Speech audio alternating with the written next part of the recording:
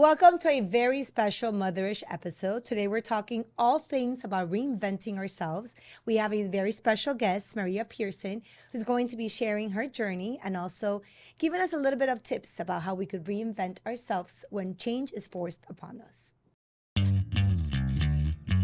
We read the books, we bought the things. We thought we were ready. And then life took our plans and changed them. I'm Karen, I'm Victoria's mommy, and I work in tech. And I'm Pamela. I have a baby boy named Ford, and I'm a journalist. And although we're both first-time working moms, we're actually pretty different. And that's totally okay. Because we both agree that our most important work is raising our kids. We really need each other and can only get through this together. Welcome to Motherish Moments. Okay, so welcome to Motherish. Maria is our first official guest here in our studio. Karen was a little caught up today, so she sent us over a dear friend of hers. So welcome to Motherish. Thank you so much. I'm excited to be here. I know. We always start our episodes with a motherish moment. That could be a high or low in the week. I'll go first. So my motherish moment is today Ford is here in the studio. This is the first time he's watching me record an episode of Motherish. He was very confused because, as many of you know, this used to be our garage setup. So when he saw the recording downstairs from the control room, he was like, hey, that looks like my house. But it's really good. And Maria was asking me if I'm enjoying this age. She was like, oh, it's really hard, right? Yeah. I was like, maybe I get these moments of amnesia or denial, I think. But for the most part, I'm enjoying it. He's very independent. He's very expressive. He, holds me accountable, calls me out.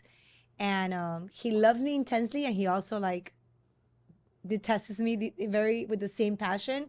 So there's a lot of highs and lows, but I'm enjoying it. You have two little ones as well, right? Yes, I actually have a 5-year-old too, so I'm familiar with this age. What was your motherish moment this week? My motherish moment is a bit of a high as well. So I have two children. I have a 5-year-old boy and I have a almost 3-year-old girl. And every night for the past few months, I ask my son 3 questions before we go to bed. I ask him, number 1, tell me something that surprised you. Tell me something that frustrated you. If nothing frustrated you, then tell me something that made you happy. And the third thing, I just leave it open. And I said, is there anything you want me to know? And so, the answers are varied. You have a son. I don't know how expressive Ford is, but I ask him when he comes back from school. It was fine. It was okay. I know. And it's hard to get information out of him. But one night this week, I asked him all these questions. And when I asked him the third question, he said, let me tell you about my playground. And he proceeded to speaking about his playground games for 10 minutes, spoke about kids that he likes to play with, kids that are not so nice. And it opened this forum to him just sharing more about him. And at the moment, I felt so grateful. I was like, wow, okay, this is working. Yes. And I learned a lot about him in that little moment, but also my hope is to continue this ritual. And when he's older, he can tell me bigger things. Right now, it's like a playground thing, but maybe when he's older, it's about a crush or a heartbreak or something that's difficult for him. So it was a really beautiful aha So moment. last year, Ford School had this really great habit where they would send us a picture of one of the activities during the day, and they gave you a sense of conversation. So you weren't just asking a generic question like, oh, how was your day? Because then we would get, oh, it was good. Okay. Yeah. I don't know. I don't remember. So in this case, we had some point of reference, and we would be like, oh, so I saw you were making some snowmans today. What was your favorite part? Or I saw that you made a volcano today. Like, what did you like about the volcano? We're not getting as many pictures this year, so I'm kind of pulling teeth. But Ford, fortunately, always has a really good anecdote, just That's one. Good. So he always starts off with Mama, guess what? And I'm always like, oh my God. What? What is it? But it's usually, something that happened in school or, if I do happen to get a picture from one of the teachers, I do like to bring it up. Like, hey, I just saw this. I got, what happened exactly. And it's so sweet to hear their version of what happened or, their stories. Definitely. So Maria, after 15 years of being in the advertising, marketing world, 8 of them being in the big tech world. Yes. You were affected by the layoffs and you were, I guess in some way, forced to reinvent yourself. Yes. So why don't you tell us a little bit about emotionally what that felt like, how you handled it, were you expecting it, and how's the this transformation or transition been for you? Yes, so I had kind of a similar story to your co-host Karen. I was working in big tech for 8 years. I grew up with this company, like literally and figuratively. I got engaged there. I got married. I bought my first home. I had my 2 children.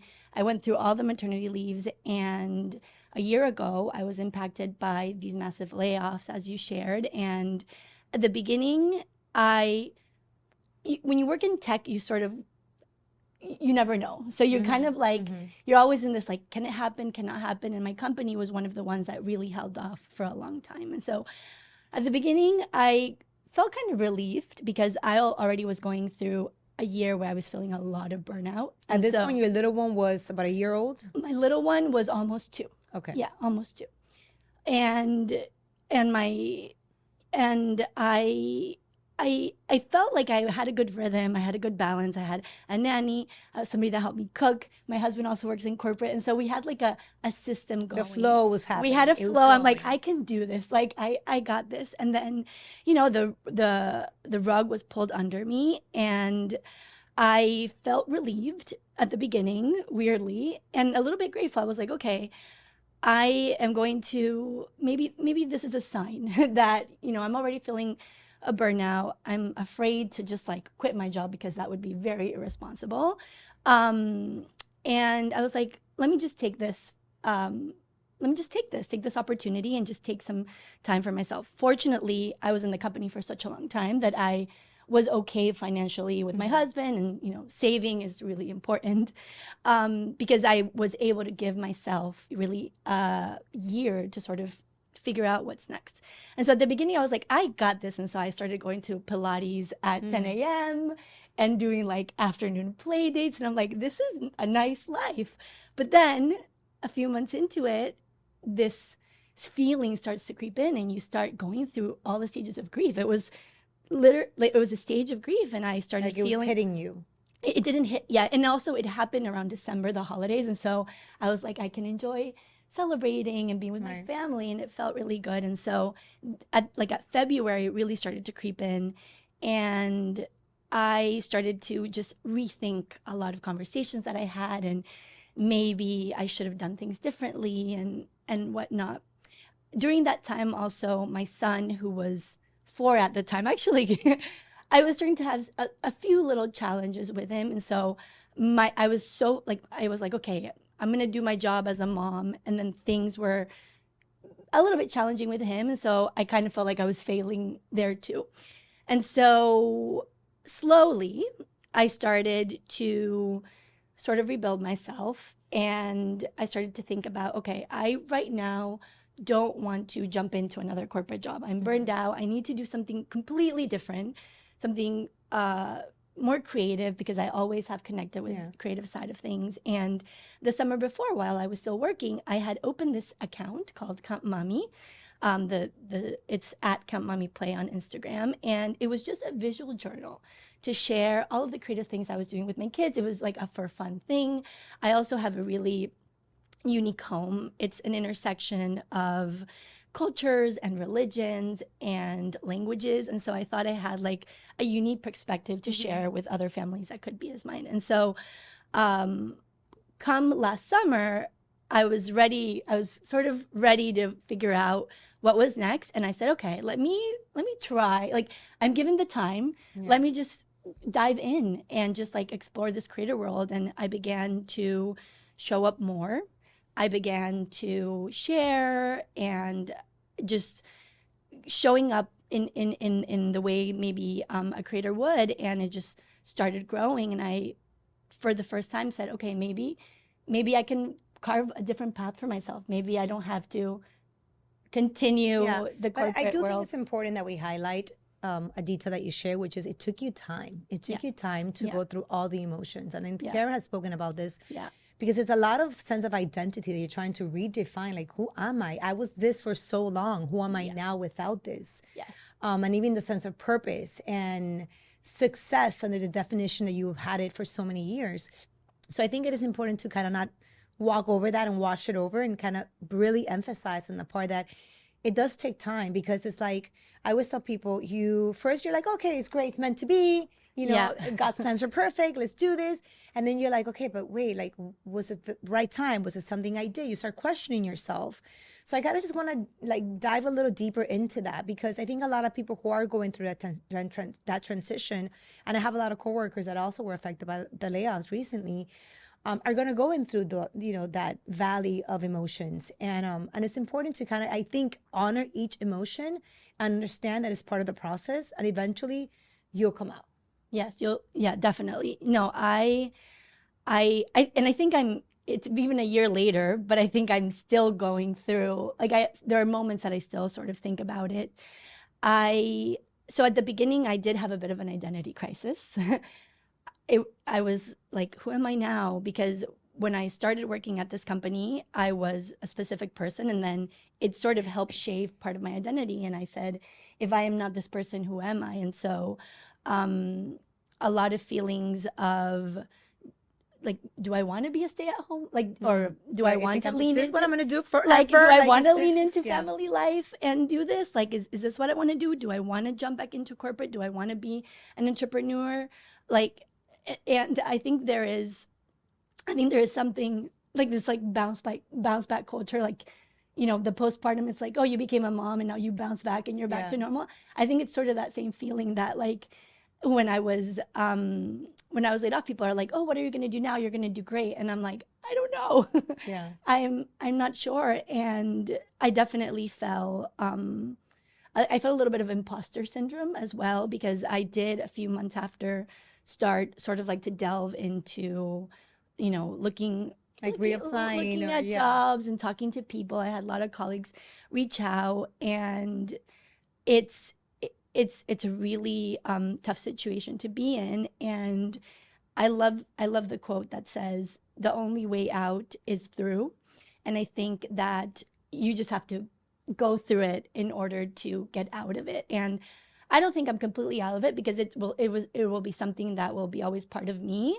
But I like to be certain and believe that eventually, with time, I will understand why it happened. You know what I mean? I will say, though, I was one of these people that I said, if I'm given the gift of time to share and to really like be here, I'm going to find, you know, do the work for myself, but also be present for my kids, and maybe do things that I typically didn't do. I used to like pick up my kids and like rush to take them home to then like answer the email. And, you know, I had the opportunity to just like, oh, a mom would be like, do you want to go out to the playground? I'm like, yeah, let's do it. I was like, No, there's I've earned it, high you know? moments, but you're right. I when I do find myself, for example, I was on break, Christmas break, with my son in the house, and he was on break as well. And we're not used to being, I know it sounds horrible to say, but it's the truth. We're not used to being with our kids 24/7. No. Like, work for us has become like our escape to some extent, Yes. you know, and a little break from our children. And we get used to being like, okay, when I'm a mom, I'm 100% there, and I'm like all in. But then I hit a wall, and I'm like, okay, I gotta go to the office. I gotta go write. I gotta go, you know, get ready. I gotta go make, you know, do something that is not related to my child, because it's the way that I stay, you know, sane and healthy. But even that process, how has that been, Maria, to kind of not get the break that you were used to having?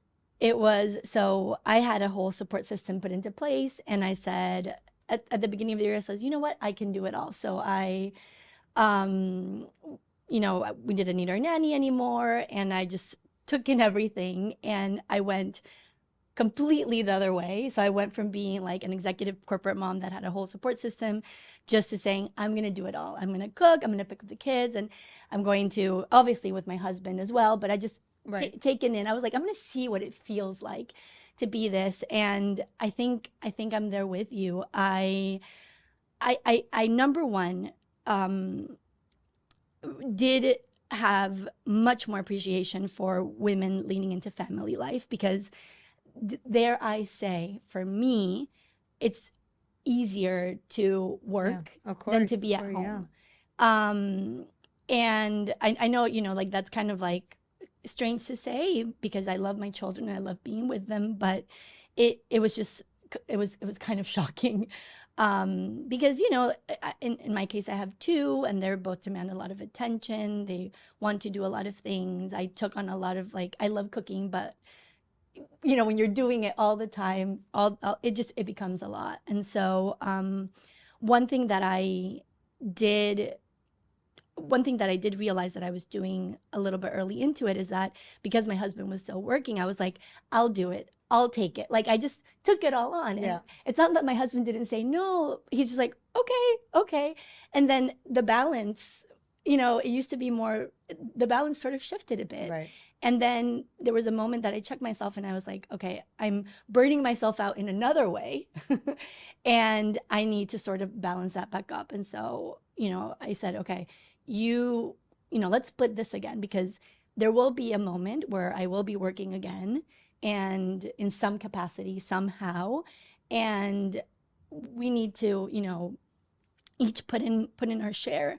And so I think having that conversation with my husband was important. During the summer, I was at the beginning of, before the summer started, I was like, you know what? They're not going to go to summer camp.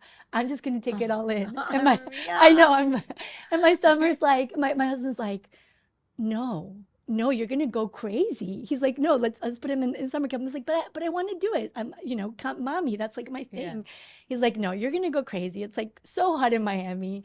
And I'm grateful he said that. And I'm grateful he said, let's put him at least part-time. And then, you can do your whole activities and everything in the afternoon. And I'm glad, because if not, I think I would have gone a little bit cuckoo. You mentioned the word burned out. Yeah. And for me, burnout is always the thief of joy. Yeah. And it really, could rob you from feeling joyful and happy. And you're just like, when you have no strength and you're physically and mentally just worn out, how were you able to find again that sense of joy? So sometimes when you're burned out, you don't realize you're burned out until you're out of it. And I think how I realized that I was burned out is that at the beginning, I feel like I couldn't do anything. Like, people were asking me, what are you going to do next? And I was like, I just couldn't even, like, and that's for the first time in my life, because I have always been somebody that's just like, do, let's, get things done. I know what's next. And I think really slowly it's just finding joy in very simple things, taking more of a slow living pace. It's like, okay, I get to, at this moment of my life, pick up my kids from school, and I get to bake something with them, and I get to go to Pilates at this time. And I think that just finding the joy in the simple things was a way that I could connect again with myself, and doing things that I really enjoyed for myself. So not it being all, it's like, okay, you have this time so you can dedicate it all to your kids, but like, what other things that you do. And so I started exercising. I started taking in some hobbies. I started reading again, like actual books, and not business things, or, things that I actually liked.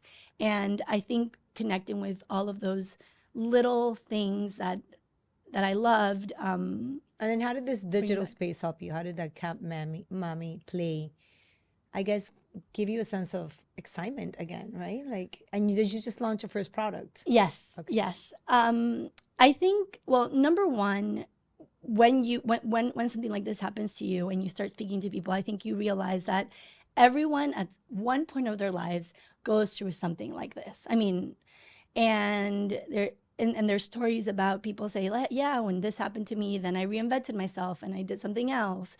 And I think that hearing from other people's stories was really helpful. And in my case, channeling it into something that brought me joy and sharing some of the things that I was doing at home. So that it felt authentic. We always say this, and Karen and I are big on this, like, especially for content creators, like, it has to feel like real and authentic. Because this was already part of your day to day. This was already then it kind of made sense, right? Like, it was an easy transition in that sense. Yeah. So I was just I continue being myself and just sharing sort of what's going on. It's like, oh, I'm planning my daughter's birthday and I'm doing some DIYs, and it sort of became like that. And then I said, well, maybe I structure this a little bit more, and if I want to monetize this, like how can I do this? Do I create a product? And there's so many different ways, but Let's talk about money. We never talk about money, and not a specific amount, but I'm saying like even the sense of having to contribute, right? Like for a woman who's been used to being also a provider for the family and kind of feeling like a sense of like, not even authority, but a sense of like you're contributing to this family. How did that, like psychologically, how was that, having to deal with that as well? Yeah, that is so like I shared at the beginning, I was at the company for a long time, so I was able to allot myself some time. I also was at this company before it became public, and so I had a few little pockets. But there's a very strange feeling when you have two contributing incomes and one sort of goes away, that you have to sort of like rethink how you spend and put sort of your finances in order. And something that I did, which I'm very proud of, is I hired a financial planner and I sold stock and reinvested all my money in different ways to make the max out of it. But it doesn't mean that I sometimes, I feel, because I'm like, okay, I have a 15-year career. I've been working since I'm 15 years old. It feels very strange not contributing. And I sometimes at one point, I would before this, candidly, like I would go to the supermarket and maybe not like look at the price of something I regularly bought, and all of a sudden I'm like, how much for eggs? Yeah. Like it was, and it just sort of like shifts your perspective a little bit. But I do think that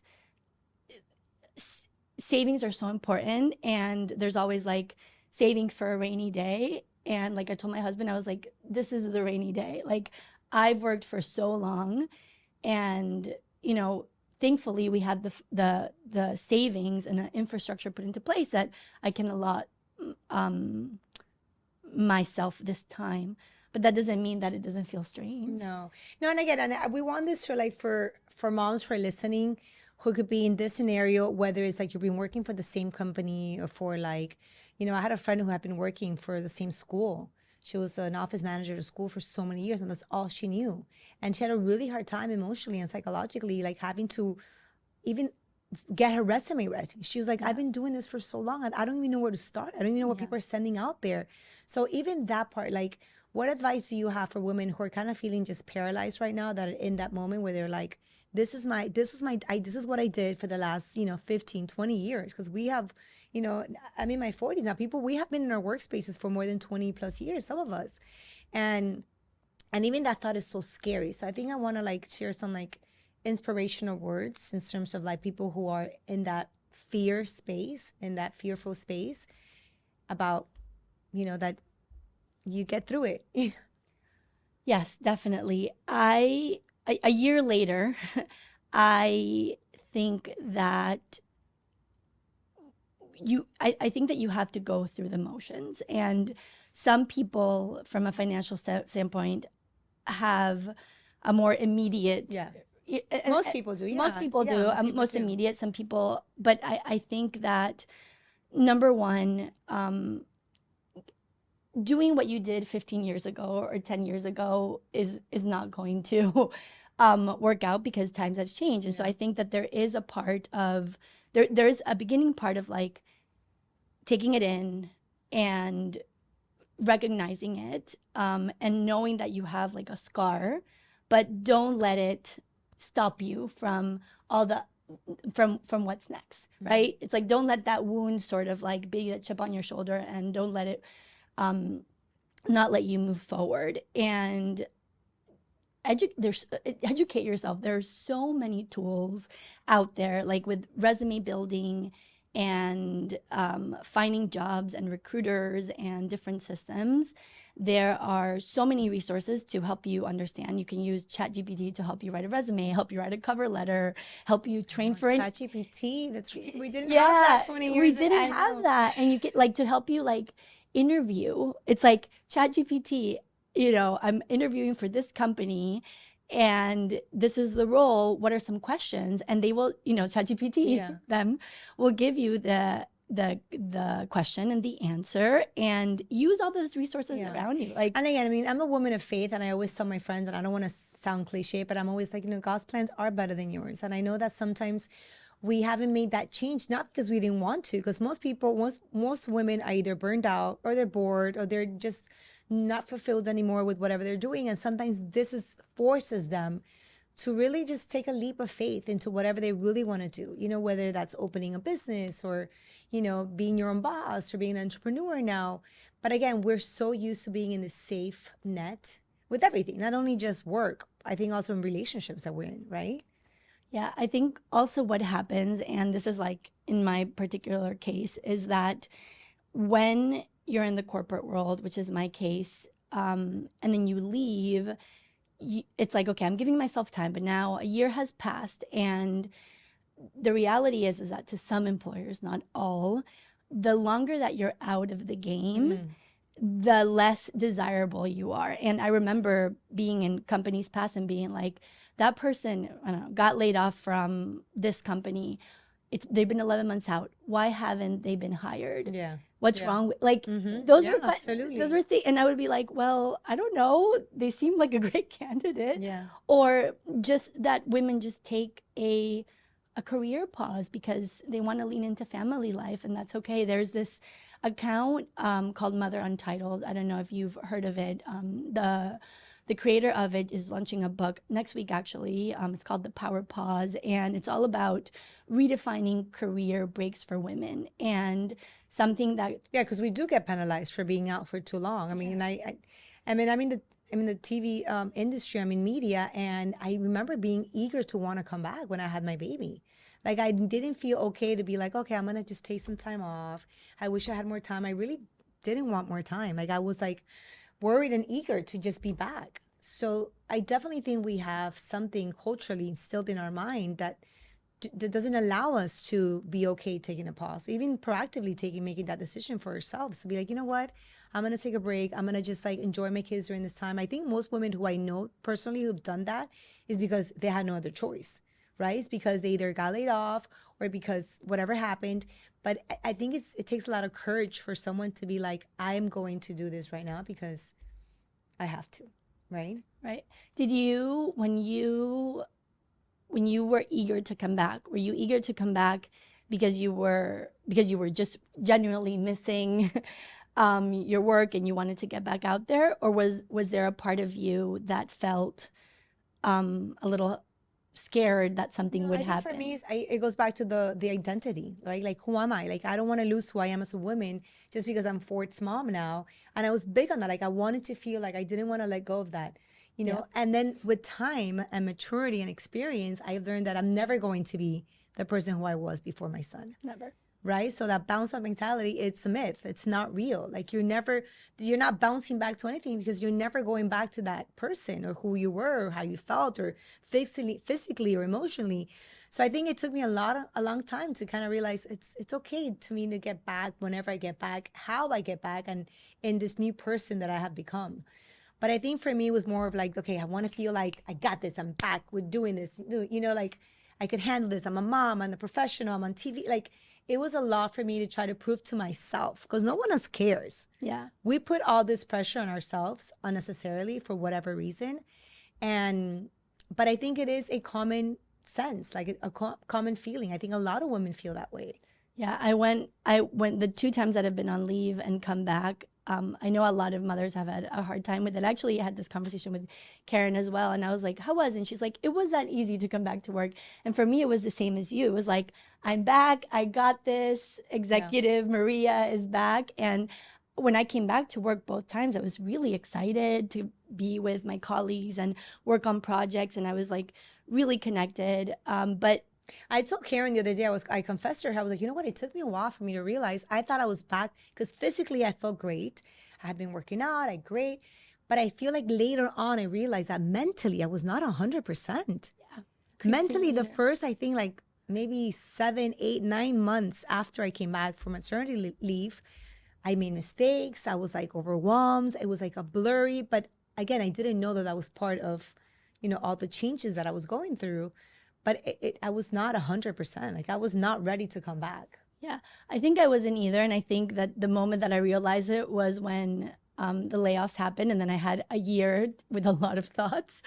And I said, sometimes I felt like I was a little bit on autopilot. Like I would get back. And this is when I was really burned out. And the reason I was burned out was because they had laid off people earlier that year. And so I was doing the work of like 3 people. And through my 8 years, it was never like that until that last year. And the last few months before the layoffs, I remember like I would leave work and then I was like going through the motions of like food, bath, bedtime. But sometimes I was like a little bit on autopilot because then I had to put the kids down and had to work again. And so I never want that again because I really want to be able to, when I'm with my children, be there and be as present as possible. Without having, other things on my mind. And so it was a big shift mentally, emotionally, physically.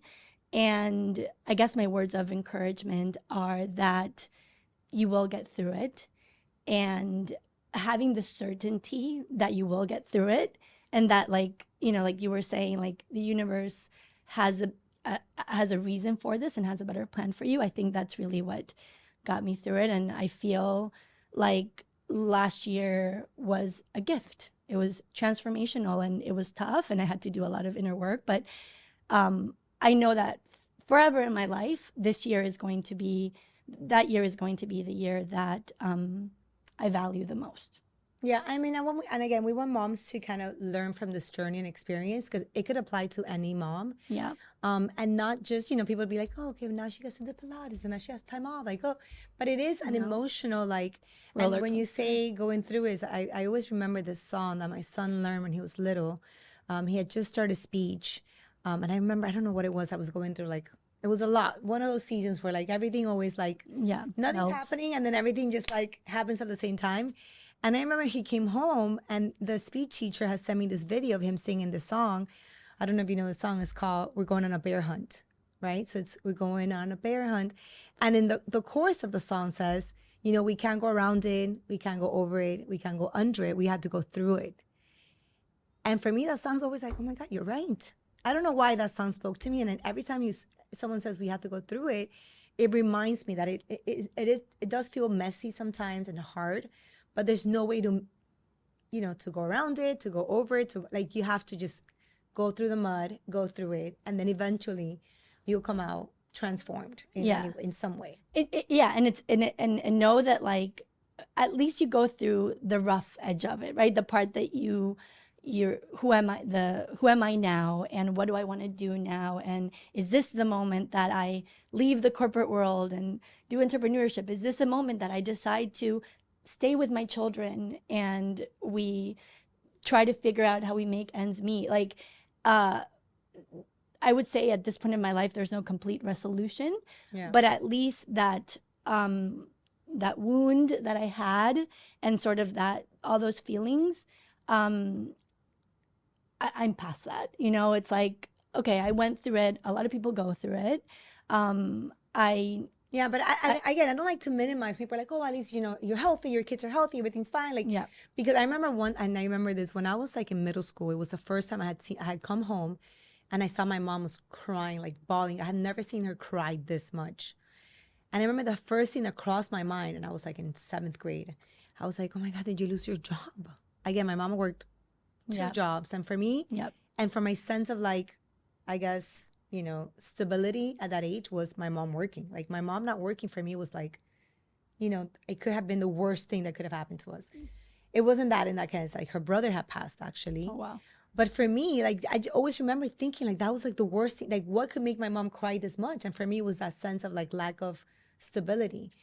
Fast forward a few years ago during the pandemic, because of the pandemic, she got laid off after like 30, 20, I don't know, I think close to 30 years. And it was very hard for her. I mean, again, it was a blessing in disguise because I had just given birth. My mom got to be home with me. She was able to help me out with my son. Like, again, everything ended up aligning perfectly, to God's plan, and it worked out. But it was very hard for her to accept that because that was who she had been for the last 30 plus years. And that sense of independence and, now she's in her 60s having to like get an application, have to reapply. She actually did. I had a friend who actually did an application. She reapplied and she did get another job in a, competitor company where she was before. And that was really also very inspiring for me to see my mom kind of like start again with the same pride and sense of productivity and purpose as she was, 30 plus years ago. She always gives me great lessons.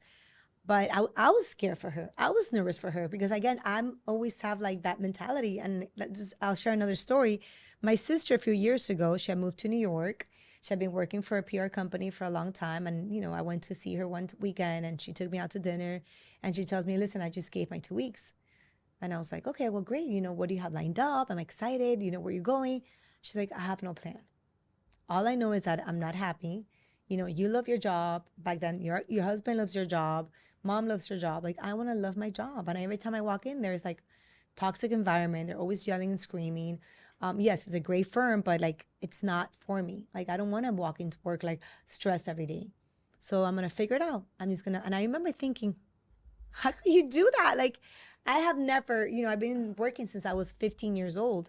I've never not had a job lined up before leaving one. So, but I give her credit. She's a happier person. She's less stressed. She's a freelancer now. She's doing really well. This was like, I think 4 years ago, or maybe longer. 5. No, oh my God, I have no sense of time.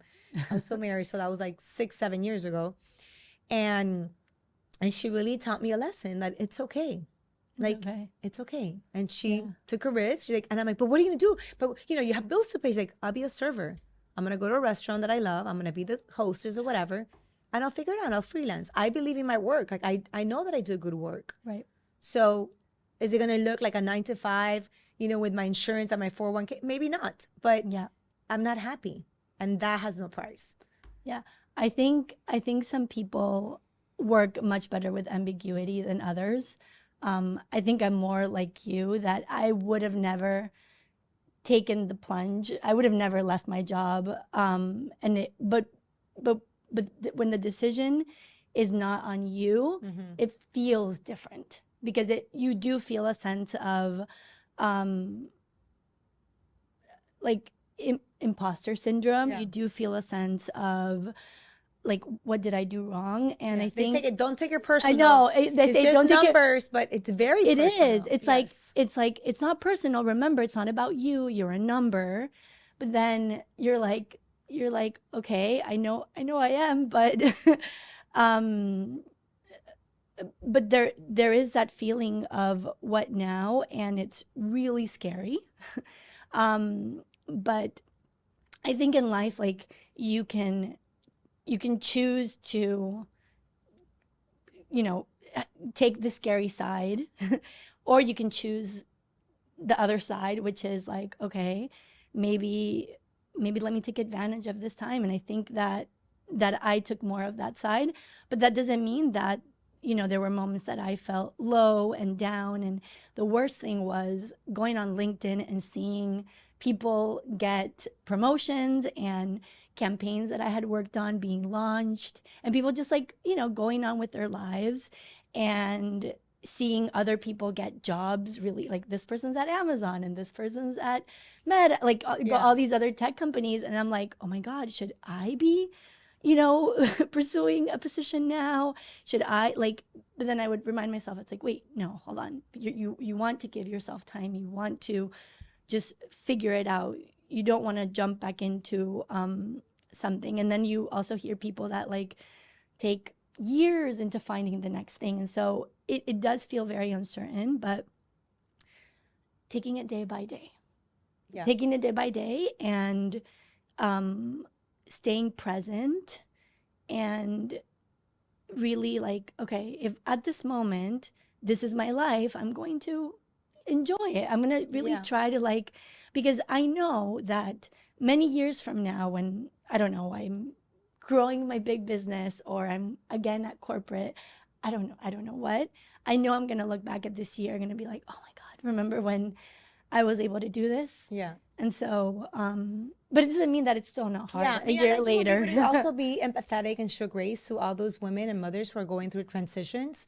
It's really tough. At every level, every social level, every type of like environment. I think I always tell people like pain looks differently, and uncertainty looks different for a lot of moms. So I just think we should all be very empathetic and supportive, Yeah. to everyone going through this. Where can people find you now, Yes. Maria? And people can find me at my Instagram account, @CampMommyPlay. And I love to share Tell us about this journal you launched. the calendar. Yes. Yes. So last summer when I was attempting to take on summer without summer camp, which was crazy, and I didn't do it, I said, wouldn't it be great to have like a 3-month calendar where I can just have like a snapshot and have like activities and trips and different things that we wanted to do. And I didn't see anything in the market out there. So I said, well, maybe I create it. And so I designed a 3-month seasonal calendar I've done summer, fall, winter, and now I'm going to launch my spring one. And it has seasonal stickers of different things that you can do, typical things like going to a pumpkin patch, like it depends. And it's been a really fun project to delve into the small business world, the Etsy world, because I was a marketer and advertiser from a large scale, and it's very different doing that at a smaller scale from a creative perspective. So it's been really nice to delve into that world. That's awesome. We're going to support you. I love that. Well, thank you for joining us. Thank you so much for And having thank you me. guys for watching and listening. Until next time.